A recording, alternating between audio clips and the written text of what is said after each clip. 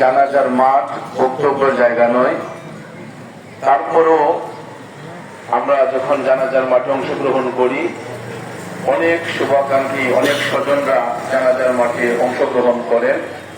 সেই বিধায় আমরা জানাজার নির্দিষ্ট টাইমের আগে দুই কথা বলতেই হয়।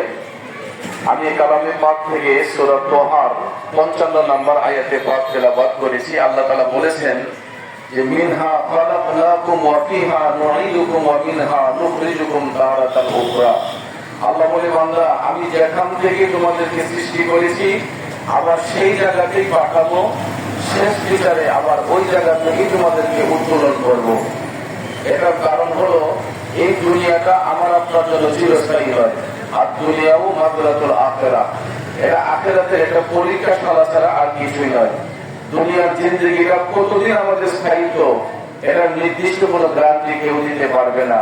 এক্সাম্পল, গত 4 দিন আগেও অর্থাৎ গত রবিবারে আমি রাজধানী ঢাকায় আমার ছোট বড় ভাই এসডিও সালাউদ্দিন সাহেবের সাথে আমি অনেক সময় ভাই আমাকে দিয়েছেন, অথচ ওনার সহধর্মিণী হসপিটালে চিকিৎসাধীন।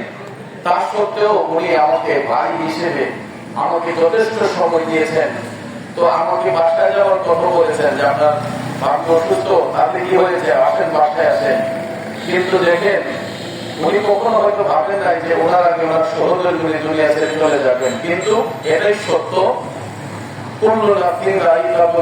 প্রত্যেক আত্মাকে মৃত্যুর স্বাদ গ্রহণ করতে হবে, আর মৃত্যুর কোনো সিরিয়াল নাই। তার আগে কে চলে যাবে এটা কেউ গ্যারান্টি দিতে পারবে না। তো আজকে ওনার সহধর্মিণী উনি দুনিয়াতে আছেন, আমার বোন দুনিয়াতে নেই।